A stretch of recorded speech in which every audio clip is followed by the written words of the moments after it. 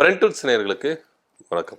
தமிழ்நாட்டு அரசியல் ரொம்ப பரபரப்பா போயிட்டு இருக்கு. இதன் மத்தியில அதிமுகல பல சலசலப்புகள். செங்கோட்டையன் அவர்கள் நீக்கப்பட்டதிலிருந்து அதிரடியா என்ன பண்ணியிருக்காரு, நீக்கிட்டே இருக்காரு.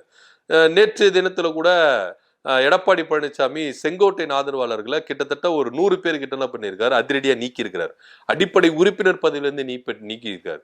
ஸோ இப்படி கலையெடுப்புகள் அதிமுகல நடந்துகிட்டு தான் இருக்கு. இதன் மத்தியில திருவண்ணாமலையில ஒரு சுவாரஸ்யமான ஒரு சம்பவம் நடந்திருக்கு. திருவண்ணாமலை மாவட்டத்தில் இருக்கிற அதிமுகவிற்கும் திமுகவிற்கும் ஒரு போட்டி ஒண்ணு நடக்குது அப்படின்னு சைலண்டா ஒரு வாரம் நடந்துட்டு இருக்கு.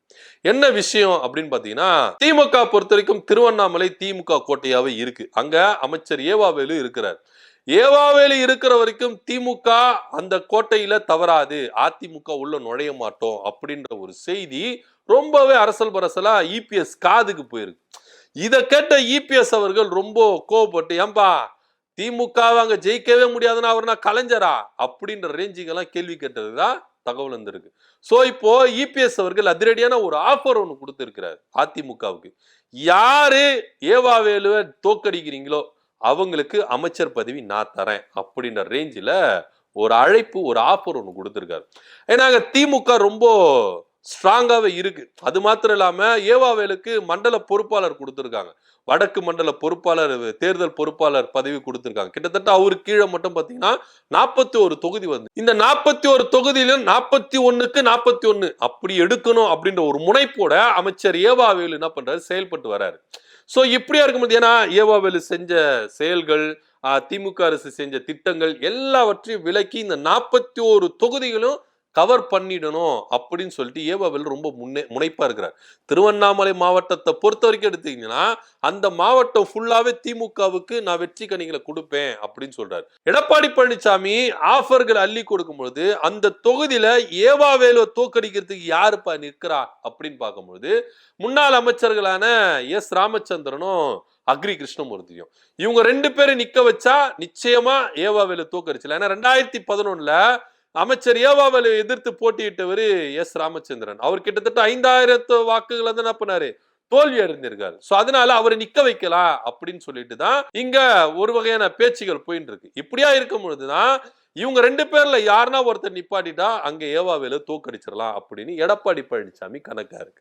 ஆனா உண்மையிலேயே திருவண்ணாமலை மாவட்டத்துக்குள்ள ஒரு வகையான உட்கட்சி அரசியல் நடந்துட்டு இருக்கு. ஏன்னா இங்க நீங்க அதிமுகவை பொறுத்த வரைக்கும் எடுத்தீங்கன்னா எல்லா மாவட்டத்திலையும் அதிகப்படியான உட்கட்சி மோதல் ஏற்பட்டிருக்கு. நீங்க வேலூர் மாவட்டமா இருக்கட்டும், திருநெல்வேலி மாவட்டம் இருக்கட்டும், விருதுநகர் மாவட்டம், மதுரை மாவட்டம், ஏகப்பட்ட உட்கட்சி மோதல் எல்லா மாவட்டங்கள்லயும் எடுத்துட்டீங்கன்னா ஏகப்பட்ட உட்கட்சி. இப்ப என்னன்னா அக்ரி கிருஷ்ணமூர்த்திக்கும் எஸ் ராமச்சந்திரனுக்கும் ஒரு பயம் வந்துருச்சு. ஏன்பா நம்ம நிக்க வச்சு உட்கட்சி மோதல்ல இங்க நம்மளுக்கு உள்ளடி வேலை பார்த்துட்டா உள்ளதம் போச்சு நல்ல கண்ணு அப்படின்ற ரேஞ்சில தான் இங்க இருக்கும் அப்படின்னு 2 பேருக்கும் ஒரு பயம் வந்துருச்சு. ஏன்னா இவங்க 2 பேரும் தவிர்க்க முடியாத ஒரு சக்தியா இருக்கிறாங்க அதிமுகக்குள்ள. திருவண்ணாமலை மாவட்டத்தை நீங்க எடுத்துட்டீங்கன்னா இவர் எஸ் ராமச்சந்திரனும் சரி, அக்ரி கிருஷ்ணமூர்த்தி சரி, தவிர்க்க முடியாத ஒரு சக்தியா இருக்காங்க. உட்கட்சி முதல் உச்சத்துல இருக்குது திருவண்ணாமலை மாவட்டத்துல.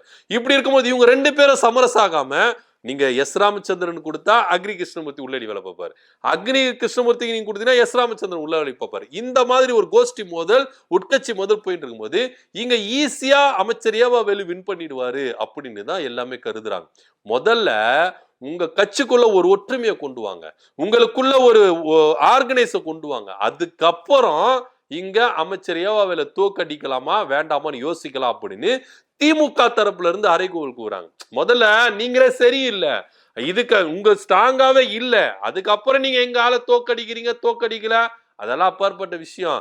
அமைச்சர் ஏவாவேலு நீங்க தோக்கடிக்கவே முடியாது. ஏன்னா அரசு செயல் திட்டங்கள் அப்படி, அமைச்சர் ஏவாவேலு செய்த செயல்கள் அப்படி அப்படின்னு திமுக தம்பட்டம் அடிக்குது. ஆனா இது எல்லாத்தையும் கேள்விப்பட்ட எடப்பாடி பழனிசாமி முகம் சுளிர்னாந்தனால இப்போ பாப்பா நீயா நானா பாத்துக்கலாம் அப்படின்ற ரேஞ்சில தான் எடப்பாடி பழனிசாமி இறங்கி அடிக்க போறாரு. ஒண்ணு அக்னி கிருஷ்ணமூர்த்தி நிக்கட்டும், இல்ல எஸ் ராமச்சந்திரன் நிக்கட்டும். இல்லையா நீங்க 2 பேரும் நிக்கலையா, புதுசா நான் ஒரு ஆளை இறக்கி அமைச்சர் ஏவாவேலு தோக்கடிக்கிறேன். யாரு அமைச்சர் ஏவாவேலு தோக்கடிக்கிறீங்களோ நிச்சயமா அவங்களுக்கு ஒரு அமைச்சர் பதவி, அதிமுக ஆட்சி அமைந்தோன்னா அவங்களுக்கு ஒரு அமைச்சர் பதவி எழுதி கொடுக்குறேன் அப்படின்னு எடப்பாடி பழனிசாமி ஆஃபர் கொடுத்துட்டதா ஒரு தகவலும் இங்க முன்வைக்கப்படுது. ஆனா இங்க இவங்க ஆட்சிக்கு வருவாங்களா வரமாட்டாங்களா அதுதான் பெரிய டவுட்.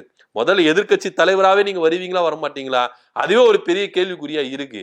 இதுல இவர் ஆட்சிக்கு முதல்ல வரணுமா, ஆட்சிக்கு வந்துட்டு அமைச்சர் பதவி கொடுக்குறாராம். என்னையா விளையாடுறீங்க, காமெடி ஆட்டம் ஆடுறீங்க அப்படின்னு திமுக ஒரு பக்கம் கேலி கிண்டல் பண்ணிட்டு இருக்காங்க. எதுவா இருந்தாலும் சரி, எடப்பாடி பழனிசாமி ஆஃபர் கொடுக்குறாருல, யார் இறங்கி அங்க வேலை செய்வா, யார் இறங்கி அடிப்பா அமைச்சர் ஏவா வேலுவ, யார் இறங்கி தோற்கடிப்பா அப்படின்ற ஒரு கேள்வி இருக்கு. இதுக்கு யாரும் இங்க சரிப்பட்டு வரமாட்டாங்க அப்படின்ற ஒரு கருத்தும் இங்க முன்வைக்கதான் படுது. ஆனா இருந்தாலும் நம்பிக்கையோட எடப்பாடி பழனிசாமி ஐயா ஆஃபர்கள் அள்ளி கொடுக்குறாரு. ஏன் முதலமைச்சரை கூட ஆக்குறம்பா அப்படின்னு கூட அள்ளி கொடுப்பாரு. ஏன்னா வரமாட்டாரு, அவருக்கே தெரியும். ஏன்னா ஆட்சியை பிடிக்க மாட்டாரு. அதனால ஆஃபர் தானே, என்ன காசா பணமா அள்ளி விடலாம் அப்படின்ற ரேஞ்சில தான் எடப்பாடி பழனிசாமி அள்ளி விடுறாரு. ஆனா அங்க அமைச்சர் ஏவா வேலை எதிர்த்து நிக்கிறதுக்கு யாருக்குமே இங்க திராணி இல்ல. ஏன்னா நின்னா தோத்துருவோம் அப்படின்னு தெரிஞ்சு இந்த ஆஃபர்களை இவர் விடாரு. ஏன்னா இருந்தாலும் உசுப்பேத்தணும்ல, பூஸ்ட் பண்ணணும்ல, ஒவ்வொரு வேட்பாளர் யாரும் சோர்ந்து போயிடக்கூடாது. அங்க எடப்பாடி பழனிசாமி அங்க நிப்பாற்றால் நிச்சயமா தோக்கப்படுவார் அப்படின்றது எல்லாருக்குமே தெரியும். எப்ப நீங்க பாஜக கூட கூட்டணி வச்சீங்களோ அப்பவே அதிமுக நிக்கிற இடத்துல தோக்கம் அப்படின்னு தான் எல்லாருடைய மனக்கணக்கு இருக்கு.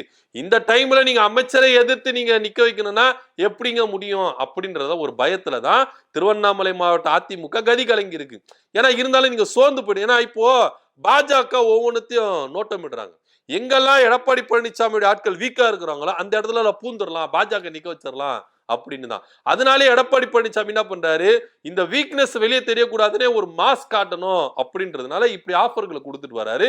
என்ன நடக்க போகுது, 2026 சட்டமன்ற தேர்தல் நிச்சயமா ஒரு தெளிவை கொடுத்துரும் அப்படின்ற ஒரு பார்வையில தான் பார்க்க வேண்டியது இருக்கு. அமைச்சர் ஏவா வேலுவை யாரு தோக்கடிக்கிறீங்களோ அவங்களுக்கு நான் அமைச்சர் பதவி கொடுக்குறேன் அப்படின்னு எடப்பாடி பழனிசாமி ஆஃபர் மேல ஆஃபர் கொடுக்கிறாரு. இதை பத்தியோட கருத்து என்ன அப்படின்னு கமெண்ட் பண்ணுங்க. நன்றி, வணக்கம்.